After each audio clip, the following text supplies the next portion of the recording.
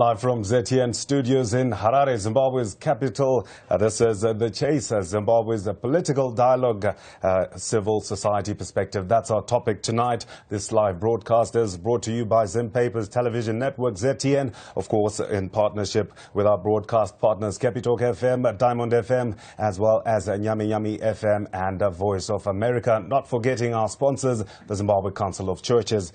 Good evening. My name is Blessing Munatsi. And I'm Candice Mwakalyelye. Thank you for joining us. If you're watching from wherever you are, please remember that we do want to hear your feedback as we go throughout the program. So the platforms to air your views. If you are on Twitter at ZTN News, on Facebook, that is Zimpaper's TV network. Join us there. We will also be streaming this live from our website, www.ztn.co.zw. Now, to our esteemed panelists, you will be asked to respond to a question and given 1 minute to make your submissions. Although interjections may be inevitable from time to time, we do ask that you keep them civil yet vibrant. Make your contributions through Candice and myself, and our values remain dignity, dialogue and debate. All right, now as we kick off this program, we would like to ask our panelists to kindly introduce themselves to our audience, starting first with the gentleman on my left. My name is Goodson Nguni. I'm the president of the Federation of Non-Governmental Organizations. My name is Sakhile Sifelani. I'm with Women in Politics Support Unit, WIPSU. My name is Lorraine Sibanda. I am the national president of the Zimbabwe Chamber of Informal Economy Associations. And my name is Eddie Cross, and I represent myself. Thank you for joining us. Many thanks to our esteemed panelists. Before we get into our discussion tonight, let's take a look at a background to the issue we're discussing tonight.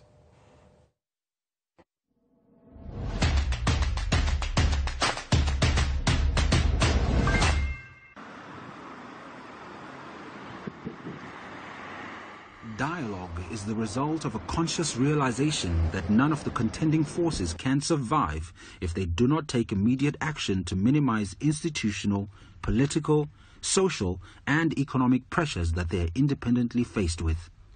Dialogue is therefore an expression of one's desire to live long enough to fight another day. Many within the main political entities argue that while there is need for dialogue, the conditions are not ripe for such dialogue right now. However, President Mnangagwa recently took the initiative to set up a political actors dialogue platform which seeks to introduce some political reforms into the country's statuses and resolve the current political standoff. Some political players have boycotted this platform, calling for a neutral arbiter and venue as preconditions to join the dialogue.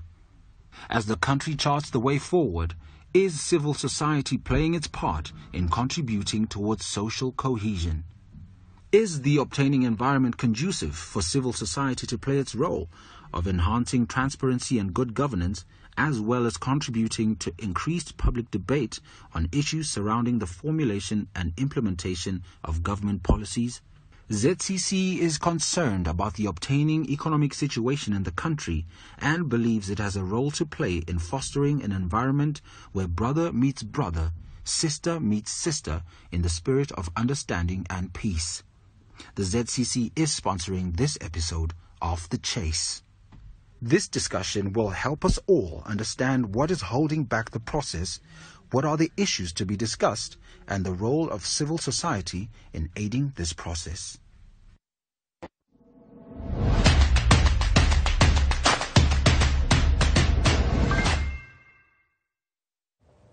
Welcome back. Now, of course, the purpose of this platform is to, of course, clear issues as well as discuss others. Now, let's start off on a point of clarification. Now, there have been differing interpretations regarding the role of civil society. So let's start there.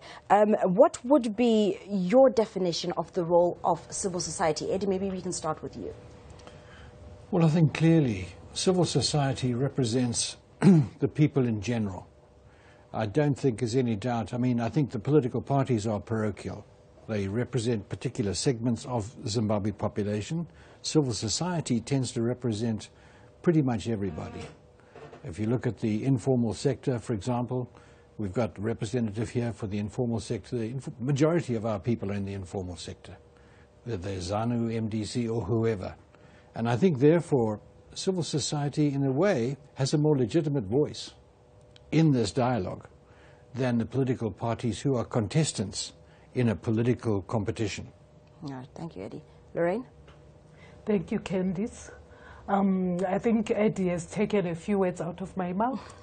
I will also reiterate to say, yes, civil society has got a major role to play, seeing as it is quite a neutral platform for the society where people can meet and discuss different angles of their lives, judging by the different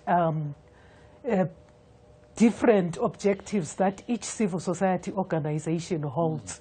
Like I will talk about the informal economy.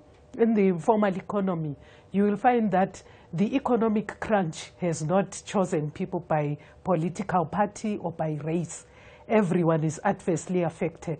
Therefore, we deal with all the political parties, and we are obliged by our mission to remain non-partisan and to cater for all these people across the political divides. Thank you. Sakhile? Thanks. I think civil society is also about citizens organizing. Citizens already organize around various issues, and citizens are already organized. But what civil society offers is interest-based organizing. So unlike business that organizes around particular, perhaps manufacturing or production interests, civil society also then talks about the other forms of interest and gives organized citizens a way of coalescing around their interests, so they too can be an interest group. I think secondly, the other thing about civil society is that it's bigger than what we traditionally see it to be. It's not just about social welfare. We're not there to plug the gaps where society is failing to care for a particular need. We're also there to advance the needs of society forward. And I think that's a very important element of what civil society is. Goodson? Well, I think that in Zimbabwe, the role of civil society has been very much misunderstood and abused. I agree with what the three speakers have said, but I just want to take a different point of view in relation to political dialogue. I don't believe that there's a role for civil society to play in political dialogue. Because when it comes to politics, we speak through the ballot box. That's what the democracy that we are in says we should do. But I feel that civil society is being used here to attempt to circumvent what happened at the elections last year by attempting to say to the ruling party, you are not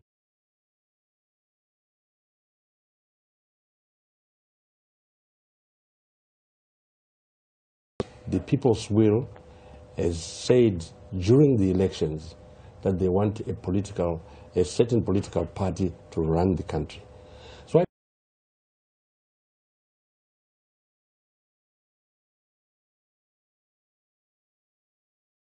of political parties through the back door.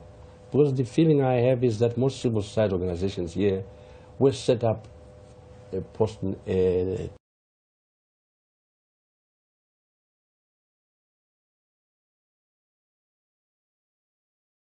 organization as a way of mobilizing people against certain political ideals.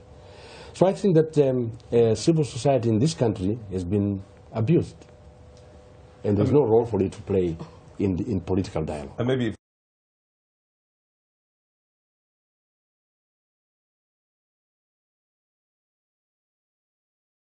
NGOs operating in Zimbabwe, especially in the past, seem to be at loggerheads with the government. Is the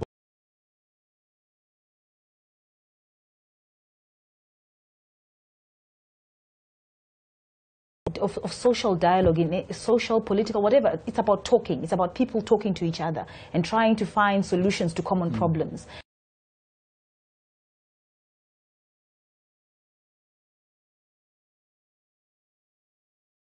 We set up a methodology of how to choose our governments. But we've also acknowledged as societies globally that there are weaknesses in that methodology.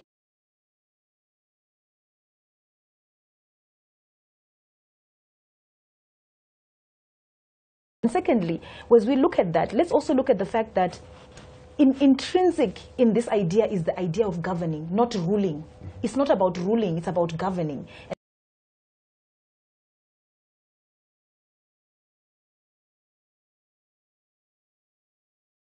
architecture of the Constitution, which is about participatory governance. So governing is no longer an exclusive affair. The era of kings is over. Maybe if I can come back to you, Goodson, from what Sakhile is saying, you did highlight that civil society has nothing to do with the political dialogue per se. But from what she's saying, I can pick that she's saying civil society will be where the people are. What needs to be done by civil society? Do they have to change their approach going forward?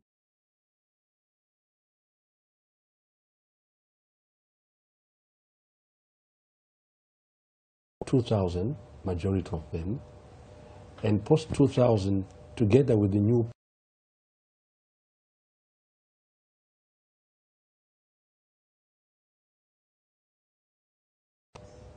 in Matabele North and Matabele South, the people who were running civil society organizations there, distributing aid, became the candidates for the MDC in the elections. In 2000, MDC did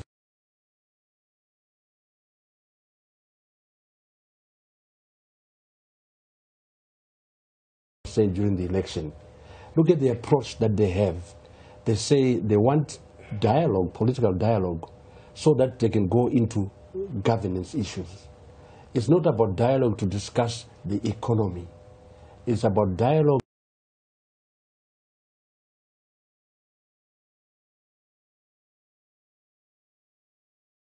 if you listen to what the political parties who are inside and outside the dialogue are saying, specifically those who are outside, they have already said they want to remove this current president.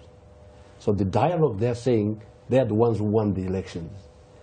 And when we talk about participatory governance and not ruling, it must be a participatory governance through the Constitution.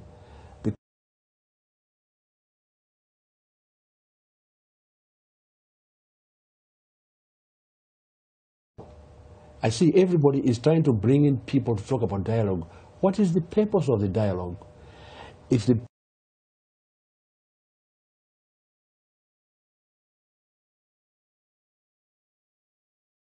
solutions which they think they have, it's acceptable dialogue.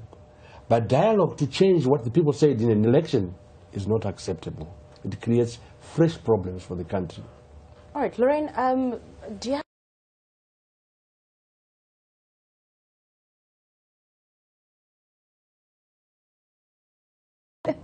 I think Zimbabwe is unnecessarily highly polarized. Yes. Too much assumption, too much presumption, mudslinging and accusations. That is why, as a civil society leader, I think it's key for civil society to be involved in meaningful dialogue with government, with political parties. I'm not talking about this political.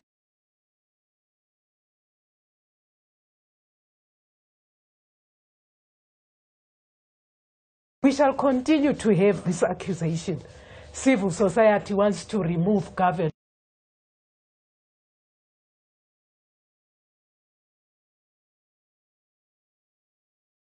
Organization is interested in seeing better livelihoods, sustainable livelihoods.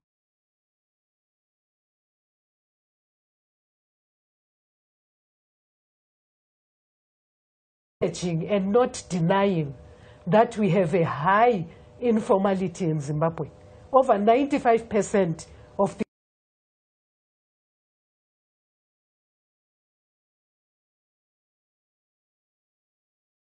that is a fact. We shall not continue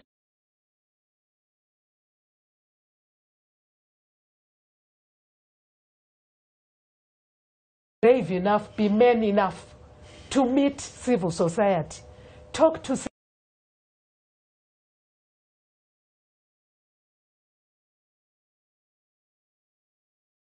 I will explain in English.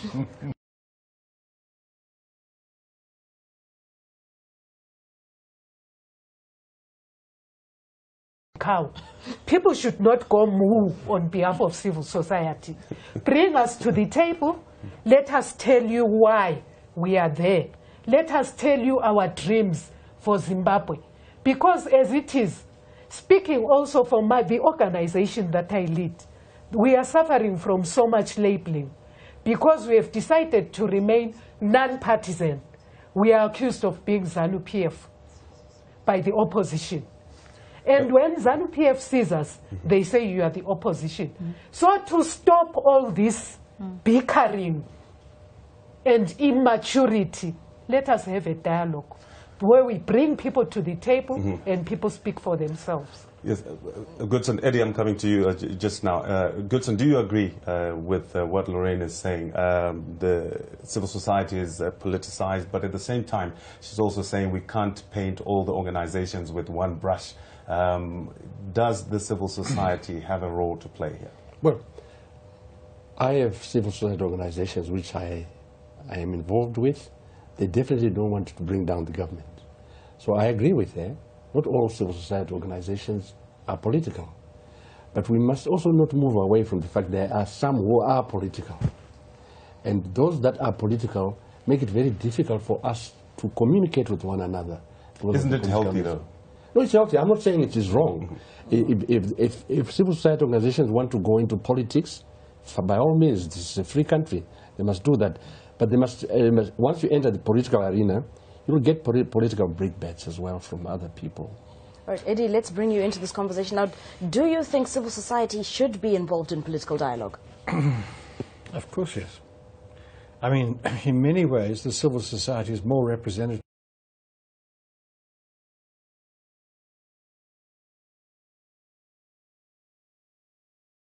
167,000 in the United Kingdom with 50 million people. And they are about to make a decision on the next Prime Minister. A total minority. We have 14 million people. I guess 13 million people are represented by this lady on my right. She's much more representative than many of the political parties and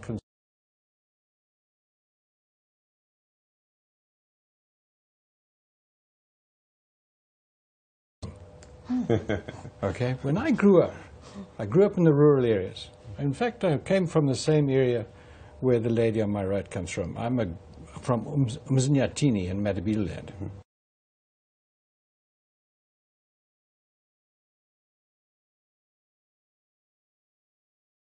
And I was privileged sometimes to sit in what used to be called the Dari.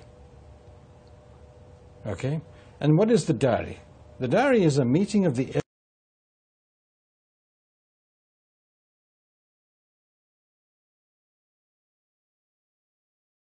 the Dari makes decisions by consensus. And the individuals in the Dari might have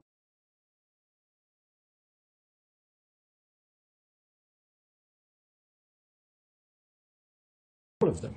So all the points of view are accepted. Now, you know, we've got to ask ourselves, as Africans, we live under a Western constitutional dispensation, which was imposed on us, first by the colonials in the early 1923, and then in Lancaster House, there was another imposition, and somehow we've taken this on board. And you know, our parliament, opposition sits there, government sits here. It's a contest. It's a contest for power. It's a contest not for influence, not for the good of the people. It's a straight struggle for power. That's what it's about. Sakhile, okay? If I can come to you, we've got a Dari that is happening here, and it has been named Political Actors Dialogue. This sort of leaves the civil society outside already. How then can the civil society make their contributions towards that process? I think that the political actors, well, it was good that they kick-started it, let's say it that way. But I think what is incumbent now is going forward is they have tabled their issues, they have an agenda. They need to flesh out their ability to bring others to the table through the agenda. And if you don't want people sitting at the table, then certainly the issues that they want deliberated must be on the table. Because I think what Zimbabweans don't want, by and large, is ruling. We don't want to be ruled. We want to be governed. And we want to be able to influence the issues of the day. And we also want to be able to have meaningful conversations. We don't want an elite conversation. We don't want a conversation that results in better lives for some and not better lives for all. And I think that's really the concern about, should we be talking, who is doing the talking, what are they talking about? And I think this idea of having dialogue by us sitting here is to say, as you are sitting there, because also it's very interesting, the concept of the dare. You know, I think of my grandmother, for example, the women in the family who would be like, oh, okay, so you're going to go and discuss my issue. And women could only go to the dare as witnesses. So you didn't have locus standi. You couldn't stand, you know, in front of the dare whilst your issue was being discussed. But you could certainly do a whole lot of lobbying around it. You could certainly decide that you're not going to serve meals until they got to the decision that you wanted. And I mean, you see it in all sorts of formats. I mean, even when the Vatican, when they are choosing you know, they can. There's a famous story of how they were starved out so that they could make the right decision. So citizens have the right to have a voice. And if they're not at the table, they have a right to influence what is on the table. And I think that's what we're looking for as we discuss the key issues. We don't want an elite dialogue with elite outcomes. Right. Now, Lorraine, had you been given the opportunity to be part of the political dialogue, what are some of the issues that you would have wanted to see on the table? Some of the issues that I would have loved to see on the table was, for instance, we look at the issue of women in Zimbabwe. Having been in the women's movement and grown up there, we did a lot of fighting along with Sakhile and other women for women to be in decision-making positions. But we seem to have taken 3 steps backwards. When we look at the makeup of our parliament today, there is even lesser women. We are far from the 50-50 that we fought for. We are far from the 50-50 articulated by the Constitution. So we cannot even begin to talk about the Constitution because we are so far from achieving so much which the Constitution spells out. Lorraine, isn't that a good start towards you know, achieving what we want to achieve in terms of empowerment? Earlier blessings, there were more women. But during the last election, we went down again. Yeah, so that spells trouble. Which means even as the dialogue goes on, I was even looking at the picture there, you can tell there is an anomaly. It doesn't take one to have an A in maths to tell that there are fewer women in the dialogue. So there is need to bring more women into the dialogue. And there is need also, if I was there at the table, I would say, let's discuss reality. Let's not build castles in the air and behave like Alice in Wonderland. We have got gross economic problems. We have got high informality. We have high unemployment. We have got hunger. We have children who don't go to school. We have problems within the hospitals. Nobody goes to a hospital and gets treated. Let us discuss reality. And as Eddie said, it's all about power. Issues that touch on people's lives, obviously. Now, if I can come back to you, Sakhile, obviously most civil societies are pro-democracy. While they're pro-democracy, most critics also have said that the civil society then appears to predominantly focus on issues like human rights, rule of law, political reforms, like Goodson was saying. Now, is it because these get more funding? What is your take? I'll also give you a chance to respond after Sakhile Goodson. I completely disagree. I think it is about what is it that we have collectively agreed. Through a process of dialogue, Zimbabwe created a constitution. We sat in, you know, community halls, we sat under trees, we sat in places we don't even want to remember we were in. And we said, let us discuss how we want the Zimbabwe to be. And we called it COPAC. And we wrote a document together. There are some parts where I didn't agree and some people were more successful. So we have a collective vision for the country in the vision of the Constitution. And that Constitution has built within it certain protections that we said these are rights. So human rights should not be a dirty word, because I'm feeling that that's what we are being punished for. We as Zimbabweans, all of us, with our full diversity, agreed to this concept, yes? Granted, that's a key point. It would then appear that these issues seem to be dominating when it comes to civil society. We've got many sectors, we've got disability, we've got women issues, we've got health, HIV and AIDS, all those. Why is it that this issue of rule of law and governance seems to dominate more than the other areas? Because we don't want charity. The reason we talk about it is that we don't want charity. We don't want people to come and help women to do better in life because they feel that they are doing it out of charity, that they are accommodating us. We start from what we agreed. We agreed that it is a principle of this country that we will have gender equality, that we will no longer have boards where there's only one woman on the board. That's what we agreed. So we will not talk about it as at the end of the pipeline. We'll talk about it at the beginning of the pipeline. The issue that is there is that people are uncomfortable with us raising the constitution as the point of departure. They would prefer that we negotiate. We start again and say, please, can you do it for me? No. And yet it's spelled out. Goodson, your thoughts?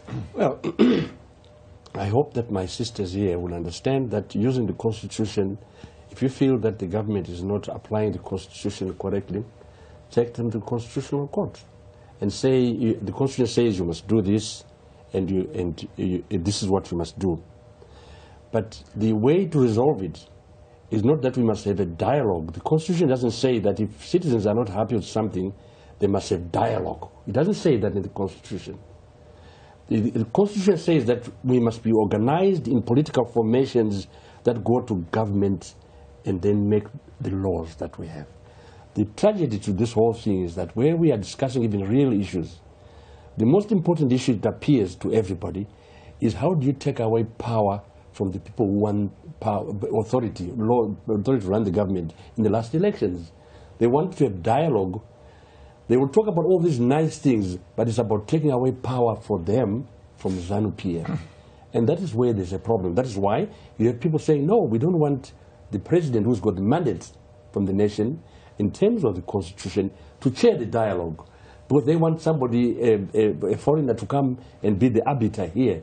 But it's not possible, because we are a sovereign country, and it is very important that we understand that citizens have a right to approach their government and discuss whatever issues they have. It does not have to be in a normal form of dialogue. It's not provided for in the Constitution. But I need to say this. The biggest danger to constitutionality in this country and democracy are the people who are opposed to the current government with what they are doing. Eddie, do you agree with what he's just said? Is that the problem? But I need to explain further. I haven't told you why, because I need him to answer when I've said the biggest danger. Very briefly, yeah. The biggest danger to this is the activities of the people who are opposed to ZANU-PF. Let me give you a good example. Before the last elections, we want to make this interesting, so we must talk about everything. Before the last elections, we all heard Chamisa saying, if the results of the elections don't declare me the winner, we must be ready to defend our votes, go into the streets.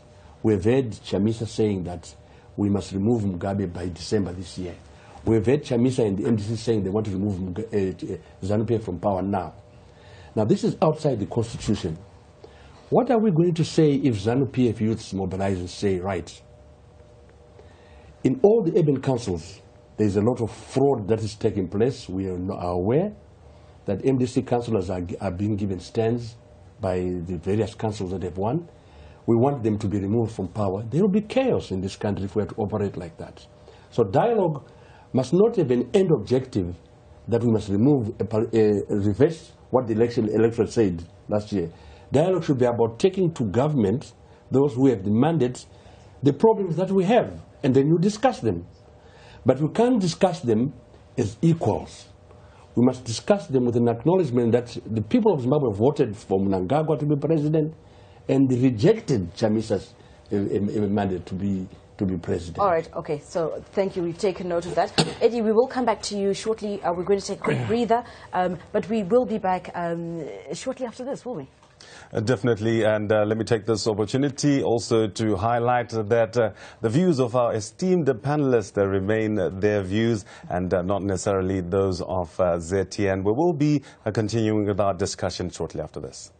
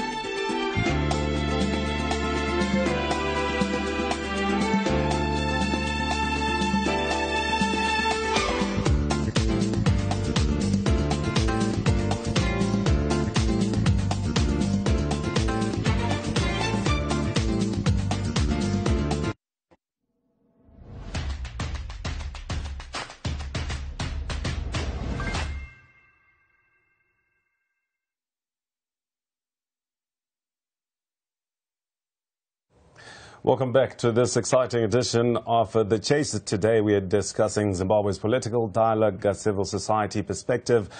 Do take note, tomorrow we've got an explosive topic. We will be discussing the issue of the recently introduced 142 statutory instrument of 2019 that put an end to the multi-currency regime. We will have the Permanent Secretary of the Ministry of Finance, Mr. George Guamatanga, in studio. We will also have Mr. Ashok Chakravarti, who is an economist, as well as Mr. Mashakada, who is the former Minister of Economic Planning and Development. Now, this live broadcast is brought to you by Zim Papers TV Network, ZTN, as well as our broadcast partners, Capitalk, Nyami Nyami FM, Diamond FM, and The Voice of America, who are beaming to over 80 stations across the world. Now, if you do want to take part in this conversation, please do remember at ZTN News, that's on Twitter. And if you are on Facebook, that's Zim Papers TV Network. We're also streaming this live via our website, which is www.ztn.co.za. Now, taking us back to the conversation, Eddie, we did leave you pondering your response to Goodson's statement before we went for the break. Yeah, I just want to say this. I think there are two reasons why the present dialogue will not succeed. I think the main one is that the opposition does not accept the legitimacy of the government in power. And how can you have dialogue of a political nature if that is the fundamental premise? In the Middle East, we have the Palestinian problem, and the problem there is that the Palestinians have not accepted the right of Israel to exist, and the Israelis have defended themselves. And I think that that's the situation we have right now. The second reason why I think this dialogue really will go nowhere is that I don't think the people are really at the table, because I think civil society has been excluded. And I think that's a fundamental mistake, because I think there's a need for us. I think we are crazy to adopt these Western political structures as a people, because in many ways the culture of this country, which has been there for centuries, was governed our people successfully, resolved disputes without any external interference, and allowed people to live together in harmony. And, you know, the idea of a parliament with opposing, which is now reflected in this so-called dialogue, where competing parties who are competing for power, and that's the struggle, and that's the problem.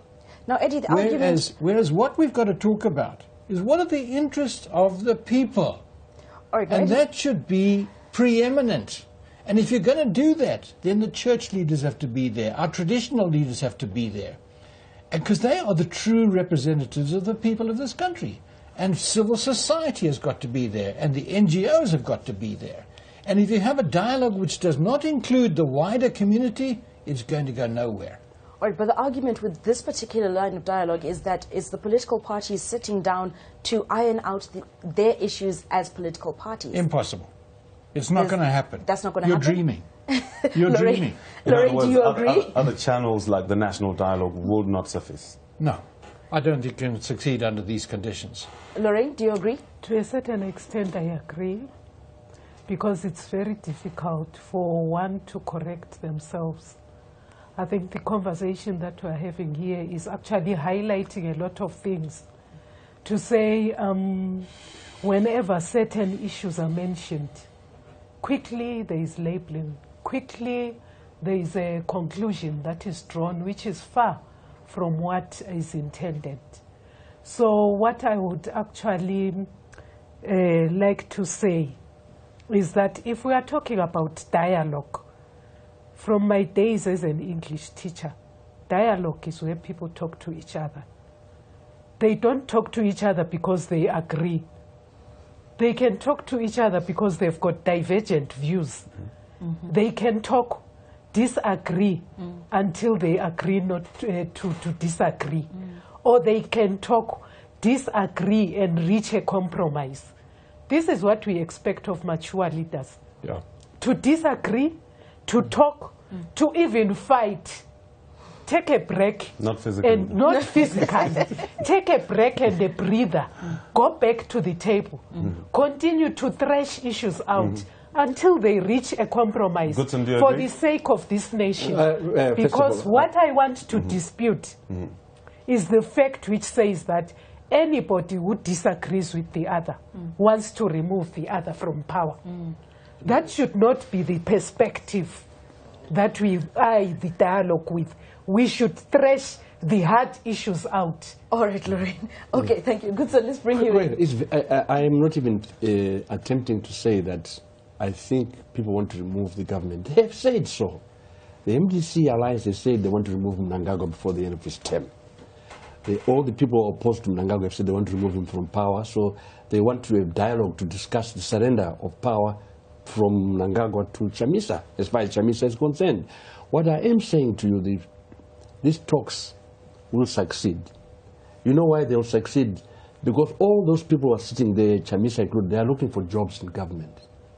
They are thinking that Mnangagwa should find it himself, appoint Chamisa prime minister like he did with Trangirai, and then you come in and keep quiet, just like they did with Morgan Trangirai. He became prime minister, did absolutely nothing about what he was supposed to do, no reform agenda, no program of action to do anything, but just they're all looking for jobs, all of them.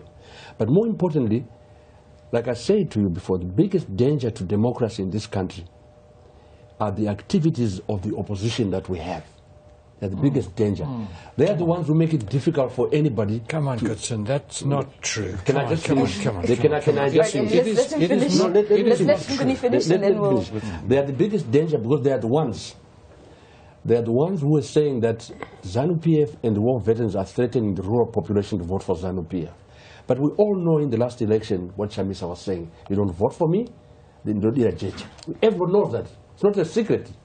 We know that the person who lost the elections, Chamisa, is not accepting the results and is attempting to use other ways outside the constitution to come back to power. Believe me, Chamisa would like to take over. Like he says that he is the president. Mnangagwa is the pretender, he's not the president. Okay, so what I'm saying here, the biggest danger to the success of political dialogue, or dialogue of any kind, is the inability of the opposition to be democratic first and to be constitutional in whatever they do. Okay, Goodson. Eddie, sorry, before I come to you, Sakhile, you are tapping your fingers. Yeah, what is she's itching? She's dying to get itching into because I think that we're looking at the idea of dialogue in a very messed up way, if I can say that. You know, dialogue is not about the platform. Dialogue is about the process. And I think when we started out, your opening gambit to us was the president kick-started off a dialogue. So the idea of dialogue is we are saying we need to have multiple forms of dialogue. We want to have, on one hand, a political dialogue to discuss political issues. We want to have an economic dialogue to discuss economic issues. And we are saying that depending on the conversation at the time, the players or the participants to that dialogue and the agenda of that dialogue needs to be driven by those issues, as it were. So what we are looking for example, if you ask me, I think whilst the presidential dialogue platform is really good, I think that I would like to see that platform mature. And I would like to see it move on from just being about the political issues, which would make the normal citizens of this country agree with Goodson to a limited extent to say, yes, it might be about just jobs. But we are looking for more than just because at the end of the day, I as a Zimbabwean citizen might not even care whether it's Chamisa or ED. I care about beyond that. So we need to be able to have a dialogue that is about the process itself, rather than getting stuck in this, I'm still talking to you and you are not talking to me. And I think what Lorraine was talking about is even the bigger picture. To say we want people who don't agree to talk to each other. And we're creating a platform that is beyond the adversarial space of parliament, but is also beyond the adversarial space, because the law does not offer all solutions. Neither does the parliamentary forums. And there is no society that is in a conflict that is able to move forward without people talking. And so for me, I am fundamentally disagreed with Goodson when he keeps reiterating consistently, as if it is a messaging thing, to say the dialogue is not in the Constitution. Because my argument is that the Constitution says citizens can meet to discuss. And you can discuss guided by this general framework. And therefore, it is built into the architecture of our society. Sakhile, can you just clarify the difference, the fundamental difference between the political dialogue and the national dialogue? I think can the two be separated? Well, I think that's what we're trying to talk about, which is why we're trying to get everyone who is talking to each other to talk to other people as well, but also to have meaningful conversations. The idea of, people who are presidential candidates getting together and talking about their whatever they want to talk about, that's a good thing. There's nothing wrong with presidential candidates getting down to some businesses, presidential candidates. But the country is not only about presidential candidates, and neither are the political issues solely about presidential candidature, or the journeys thereto, or the legitimacy or lack thereof. Because we also have a problem where our choices are being decided. We have an election that is decided by the courts. And if you look at what happened in DRC, you look at what's happening all over the continent, increasingly even that right to choose that Goodson is talking about is being subjugated by courts who are making the decisions. Yes? And therefore, if we want to have, and I keep going back to the issue, that there are deficits in electoral systems. There are deficits in how people rule. The opportunities of nothing stops those frameworks from people getting together. And that's what the dialogue should be about. And I need to come in here. Sorry, before you come in, Goodson, let's just bring in Eddie. You wanted to jump out of his chair. Eddie, you wanted to say something about what Sakhile was saying. No, Goodson, rather, when he was making his contribution. Yeah, I mean, I think I respect Goodson's point of view, but frankly, it's nonsense. Because, the MDC is a legitimate political party. They won 43% of the vote. That's millions of people. And had there been a runoff, Edie would have lost the election. Of that, I'm absolutely certain. I think he's aware of that. So it's not once again, I come back to this need for a national consensus about where we're going. What is our vision for the country? And it's not about just this petty struggle for political power. It's about what's good for the people. You've just had this 142 on Monday dumped on us. Bluff. Okay? You had the TNF yesterday. And the trade union said, why weren't we consulted? Why weren't we consulted? We're a major stakeholder. How can you make a big decision like this without consulting the people?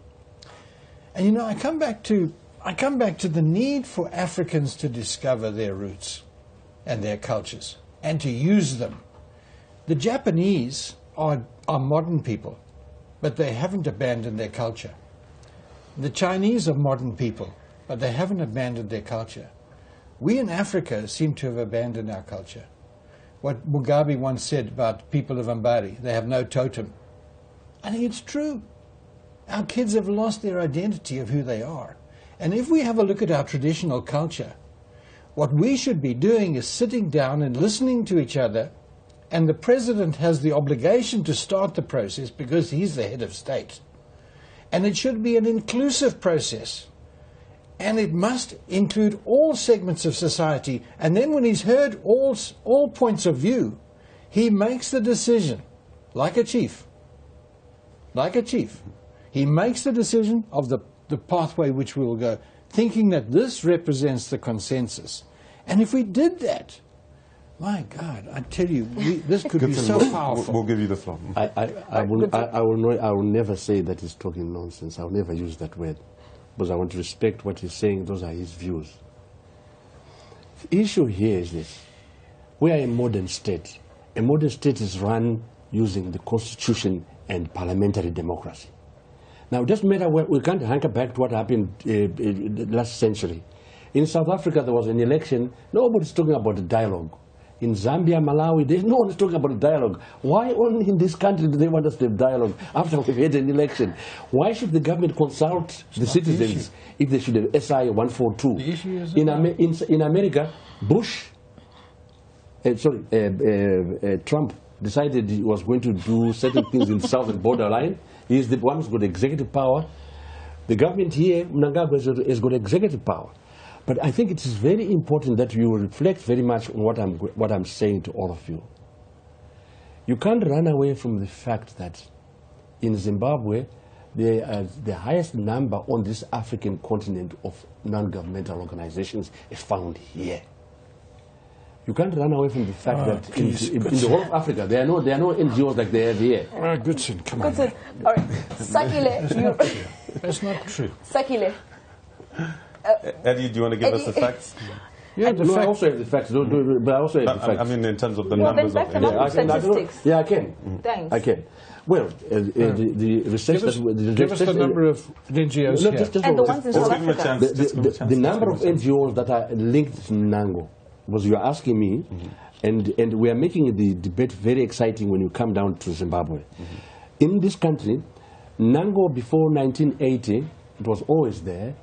It had very few, just 2 scores of members.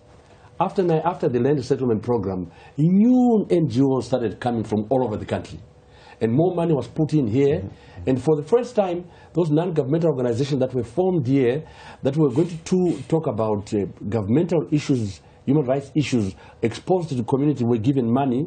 And it was all meant to fight against the ZANU-PF government. But more importantly, all these non-governmental organizations were brought into play here specifically for one thing: remove a government that attacks the property rights of white people. Maybe let me come to Lorraine. Lorraine, we've got the Private Voluntary Organizations Act that regulates the non-governmental organizations. What guarantees are there that NGOs will remain apolitical in line with their code of practice?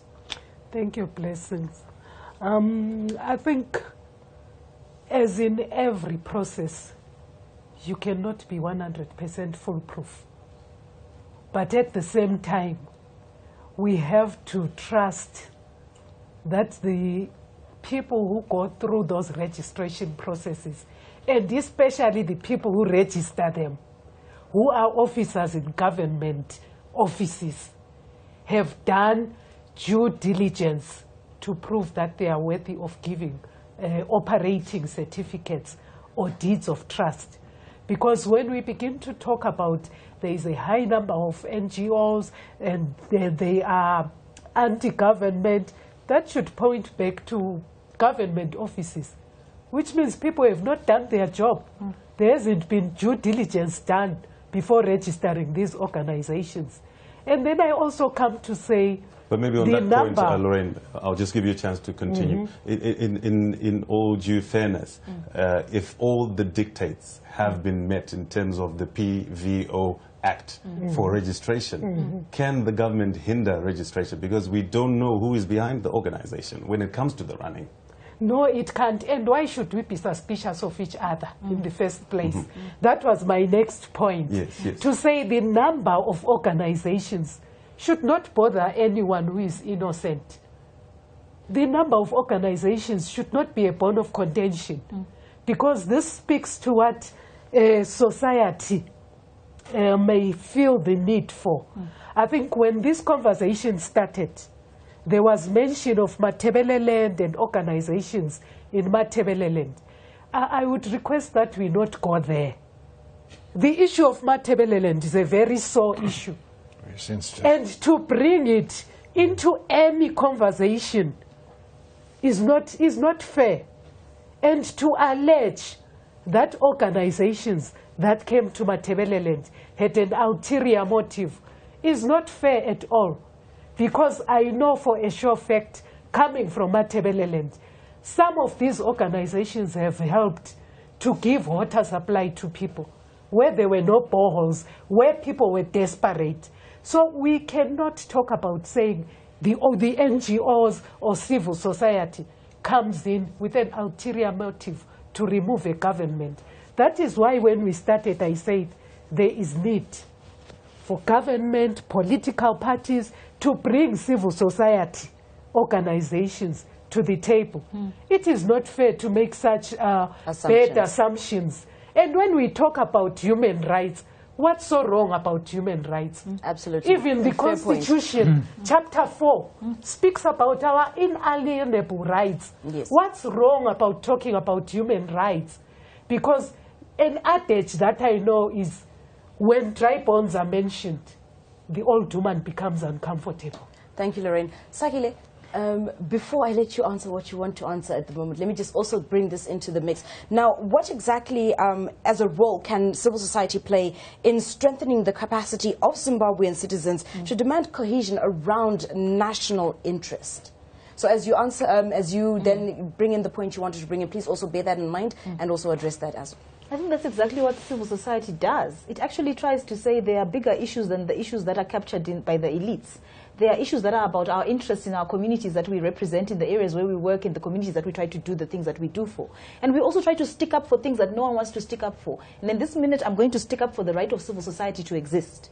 And the right of civil society, in our constitution, we talk about the freedoms of association. I have the right to associate with anybody I want, and I have the right to organize around the interests that I want. And I think that we are not challenging that right. I think what I think is problematic is when we begin to say that civil society organizing, when it begins to talk about issues of rights, when it begins to talk about, well, we don't agree necessarily with this political ideology, but perhaps that political ideology, we are also then taking away rights in a way that I think might be unjustifiable. But because we don't sit at the table, we don't have an opportunity to express our views and to say this is who we are and this is what we want to do, we are seen as outsiders and we are maligned without being given legitimate opportunity to what? To engage. But above and beyond that, let us talk about the role of civil society again.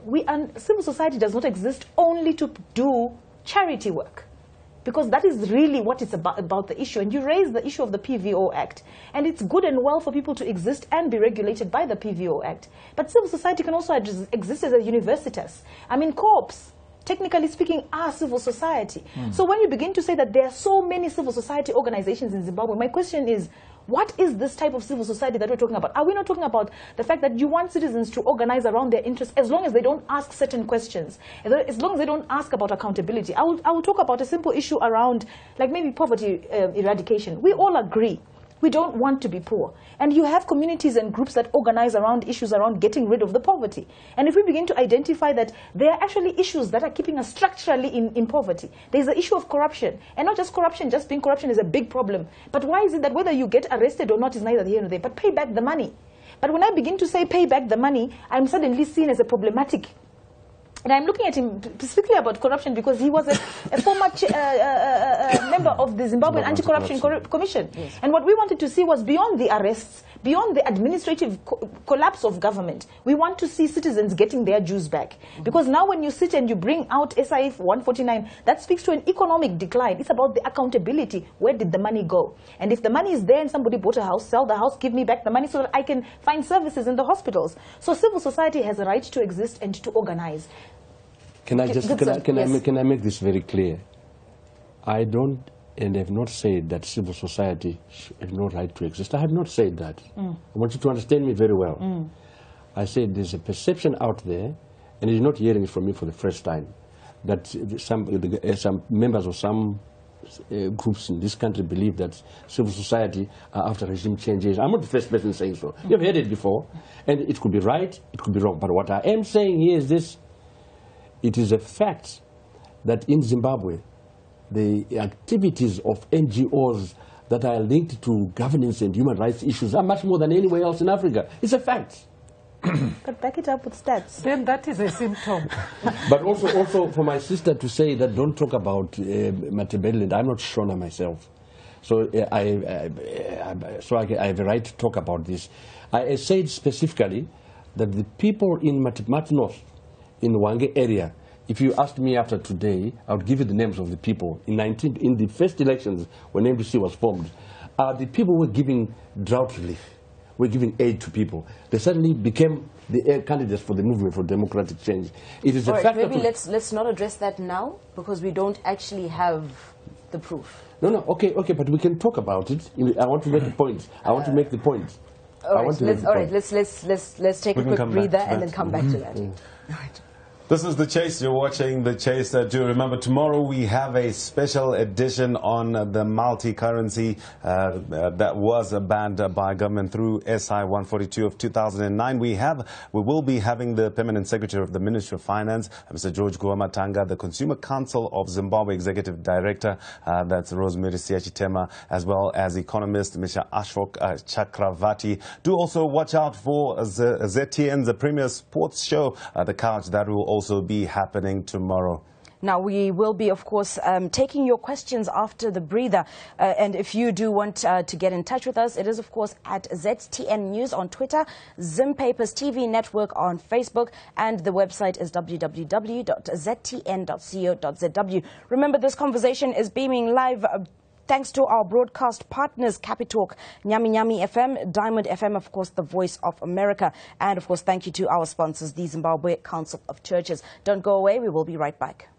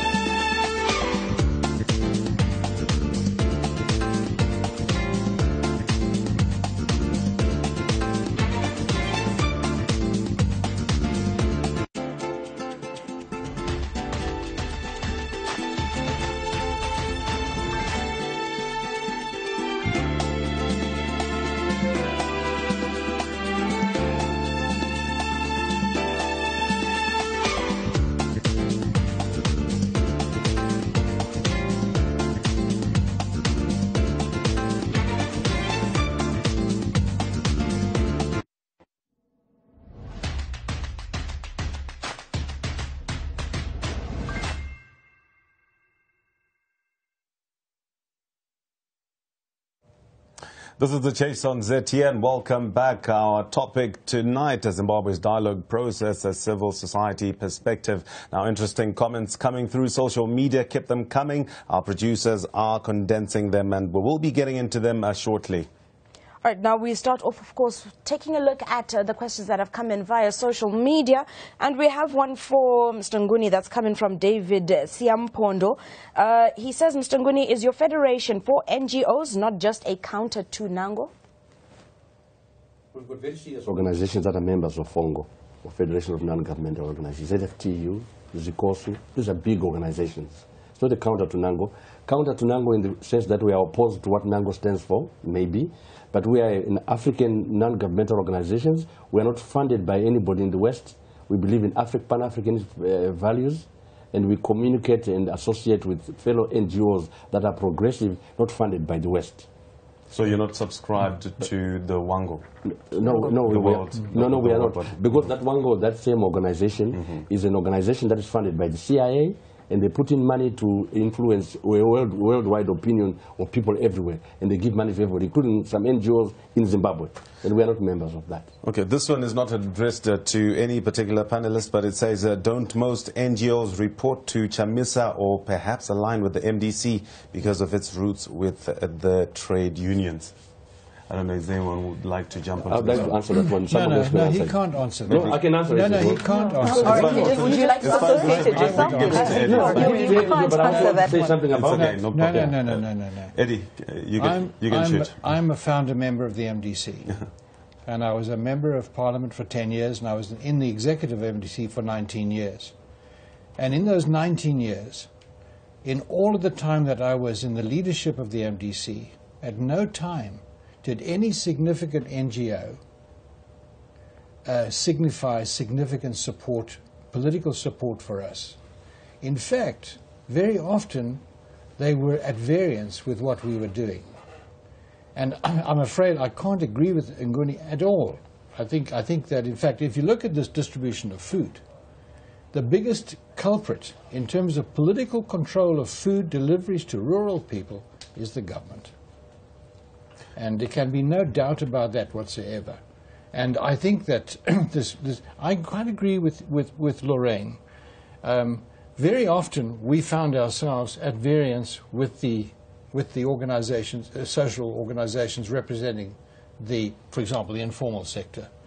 Many times our local authorities did things which were directly at variance with the interests of the informal sector. when they were in control of cities. And I think that fundamentally was a weakness, but there's no doubt about it. They did not specifically support us at all.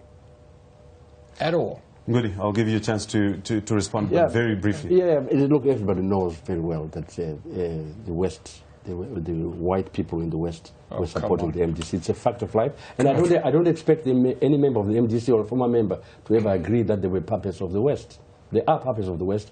The party that organizes, that represents white interests or Western interests in Zimbabwe is the MDC Alliance, and the NGOs that are sponsored by the West. They draw that line. That's a fact.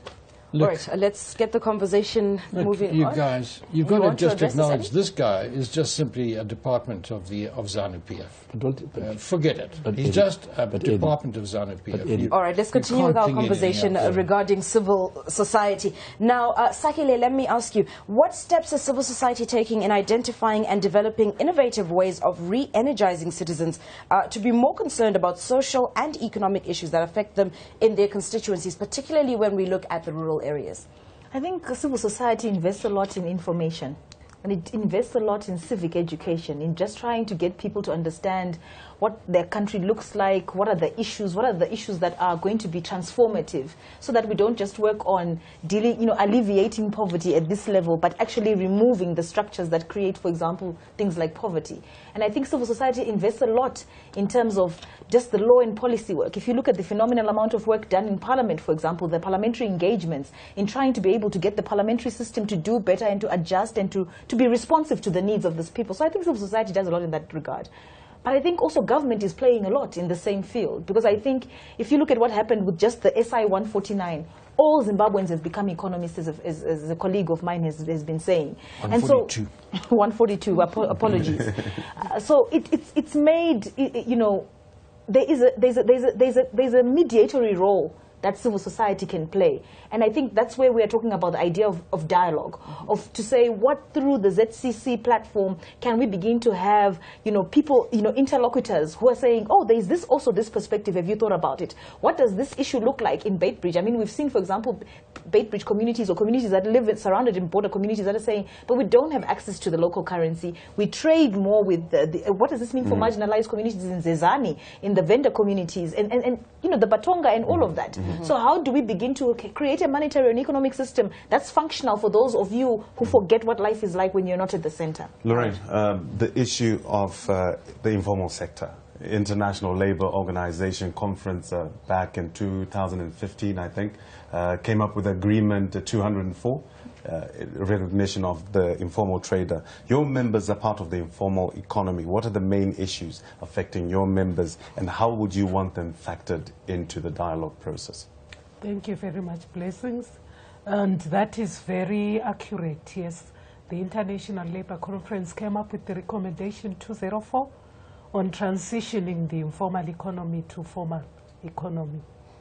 This they did in realization of the booming informality, not only in Zimbabwe, but around the world. And quite interestingly, our government was also part of that dialogue. They are always part of the International Labour Conference. And among other things, the R204 sets out to member states that there should be certain conditions which member states meet to help informal economy workers upgrade from informality to formality. It's not just about taxation. It is about creating conducive environments for people to have sustainable livelihoods, and also providing social protection, among other things, and as well as providing social security nets. It is also about providing opportunity to work, and that is a bone of contention for our organization. We have been going through a very hard time as informal economy worker representatives and informal economy workers. Zimbabwe hasn't been very friendly to informal traders, although people have no alternative to fall back on. We have seen, especially in Harare, gross abuse of street vendors. We believe that, yes, there should be order in every city, but for there to be order, the local authorities should actually provide that alternative for the traders to go and trade in. And quite interestingly, I'm really intrigued that you should talk about the International Labour Conference. Just from the 2019 International Labour Conference in Geneva, where for 2 weeks we continued a conversation which we started in 2018. Our government was also present. I met members of our government, spoke to them, and I wish we could have such conversations at home as we have when we are in Geneva. Eddie, this is the dialogue we are talking about. This time, the International Labour Conference was discussing a convention on eliminating violence and harassment in the world of work, informal economy work included. And quite, it's a really big thing that we got the convention. After 12 days of laboring, the International Labour Conference came up with an ILC convention on eliminating violence and harassment in the world of work. Eddie, the opportunity that is there in the informal sector, looking from a civic society perspective, especially in the rural areas, is the civil society doing enough not only to touch the lives in a reactive manner, but also in a proactive manner? Are they proactive enough to actually stimulate from an economic perspective activity in less developed parts of the country? I think it's an issue of capacity. I think we need to capacitate the organizations that are representing the informal sector. The informal sector is poverty at large, okay? I don't know what the average income is in the informal sector, $3 a day. You get a woman sitting on the side of the road selling tomatoes, and the municipal police arrive, and she's got $30 worth of goods there, and they take them away and don't return them to her. She's no compensation for her. That's her livelihood. And I think that they need a voice. And we need to create that voice. In fact, I think we as a society have an obligation to do that. And I would really like to see organizations like Lorraine's really capacitated so they could represent the interests of the millions of people that they represent. Take cross-border traders. You know, those girls are heroes to me. I mean, I often tell the story. I picked up a group of women in Francistown, and I had an empty truck, and I put them in the back, and one woman sat next to me in the front, and they put their kutundu in the back of the truck, and we drove to the border. I had nothing to declare. They went through the border faster than I did. I don't ask any questions, okay? But they went straight through the border like greased lightning. When we got to Bulawayo, the lady sitting next to me went to the toilet. And she came out carrying 30 kilograms of machine tools, which she had on her body in a special garment underneath her dress, which she put stuffed with machine tools. She smuggled them into the country. Okay? Now, to Zimbabwean bureaucracy, she's a criminal.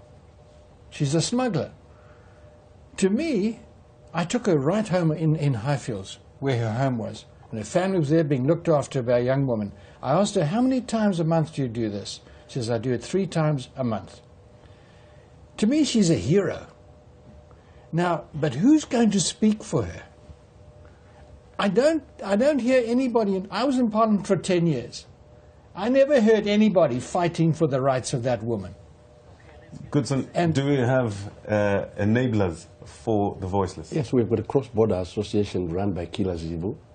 But I suppose because Kila Zivu doesn't support MDC, nobody wants to recognize that he's doing things. Oh. He's running a body, and he's got a lot of members. I see them lining up, they go to their offices, they're full. There's a lot of activity could take place. But it's being run by people who are not like other Western non-governmental organizations. Then why do we see constantly the bureaucracy attacking the interests of these people? Why do we see municipal police with ZANU-PF picking up vendors' goods on the streets and confiscating it on a large scale? I want to answer that point. It is the municipal police said.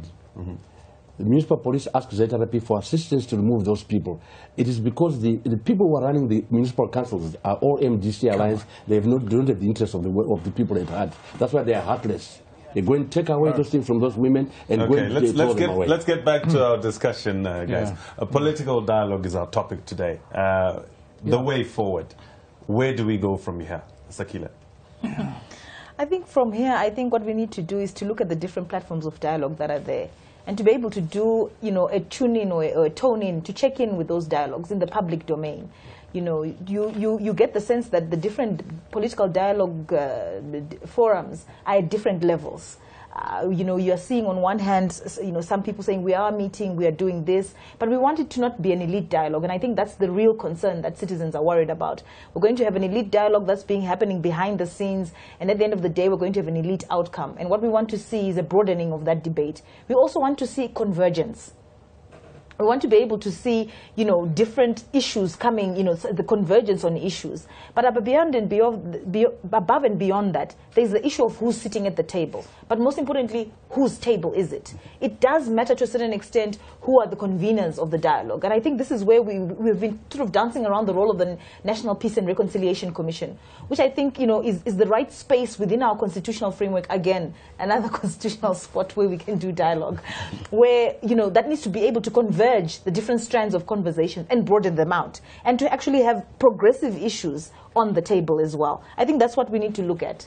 Eddie, before you then tell us what you think should be next, what specific developmental ideas would you recommend be tabled in this dialogue?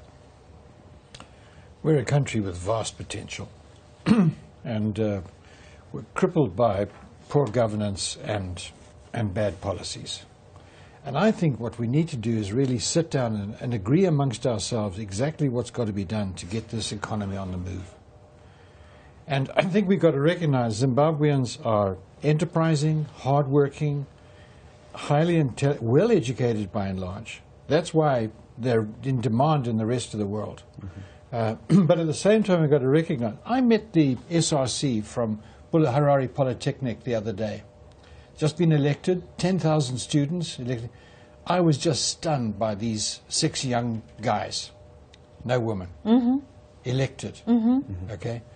And the quality, their enterprise and everything else. What was their most valued possession?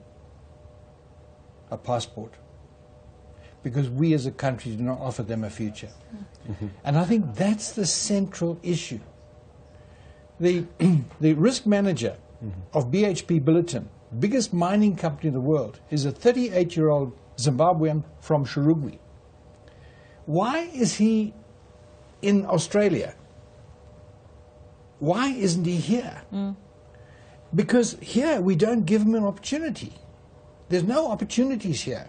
Because we need to engineer the opportunities. There's no reason why we can't see a booming economy here. Really. The reason is that we're not dialoguing about the real issues. The guys who are the real players. Okay, the guys who are at the coalface. You ask the 5,000 women who cross the border every day, cross-border shopping, and are responsible for 30% of our foreign trade. You ask them, what are the issues you face? Thank you so much for those points, Eddie. Lorraine, as Sakhile was saying, we need to go back to the table, and it depends whose table is it. Is there will, and is there trust, as you tell us the way forward? I wish there was will, and I hope we shall build trust. I will just take you to a process that we did. That is why I was fighting so energetically to say it is not fair to assume that civil society organizations are puppets of the West or of the opposition.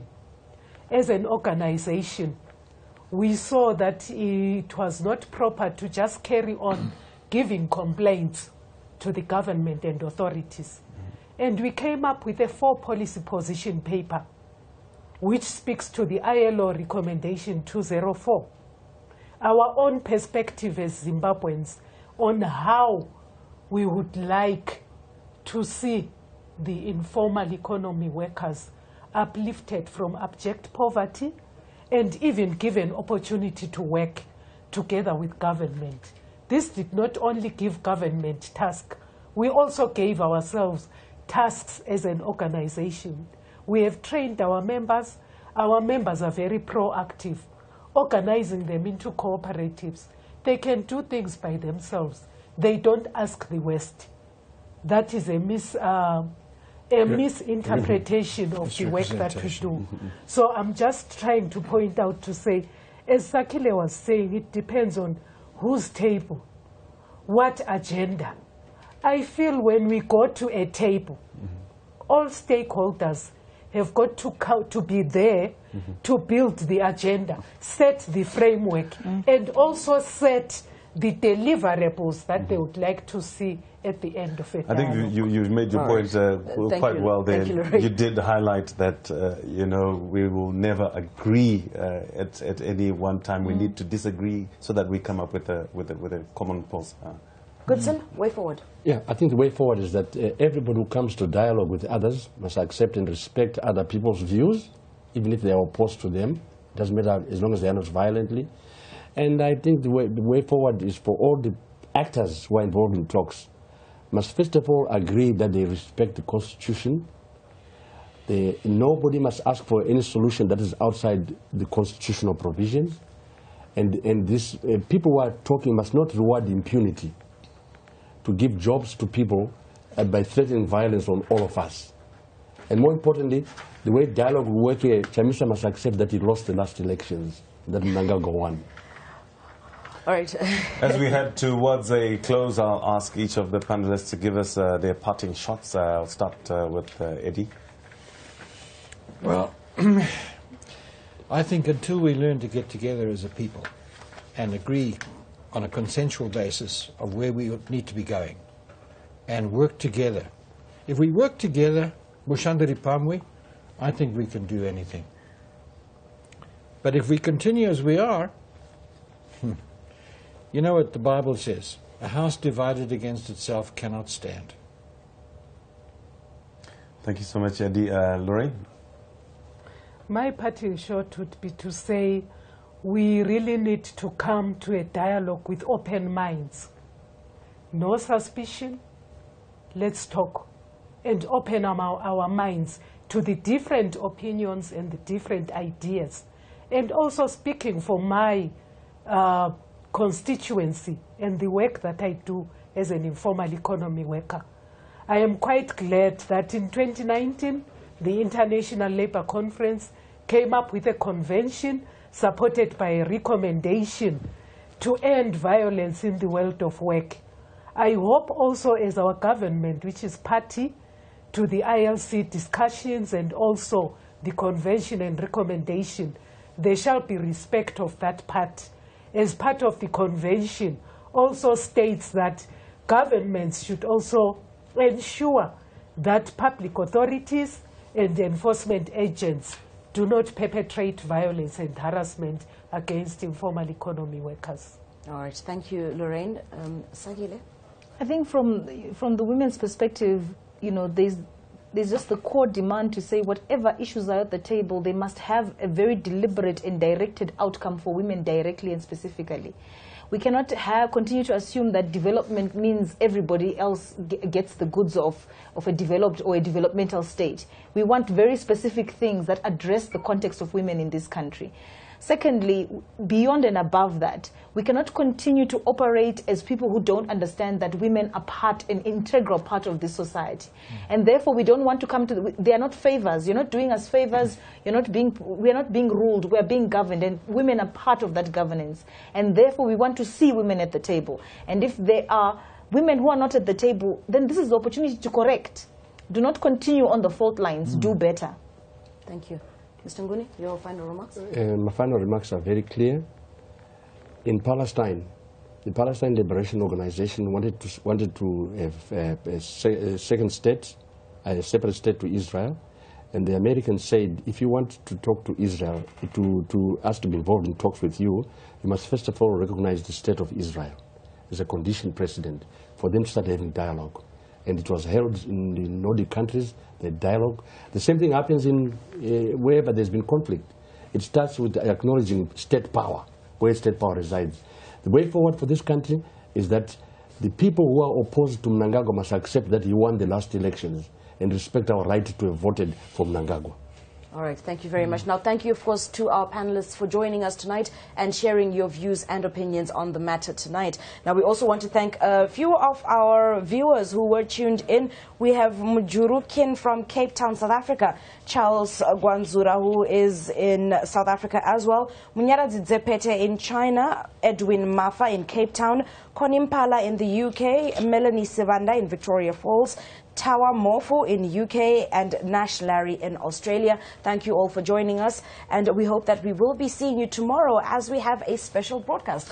Definitely do join us as we have an exciting edition tomorrow on The Chase. We will be discussing the ban on the multi-currency basket. Is Zimbabwe on the right track? Those are the answers that we will be seeking. We will have panelists in studio.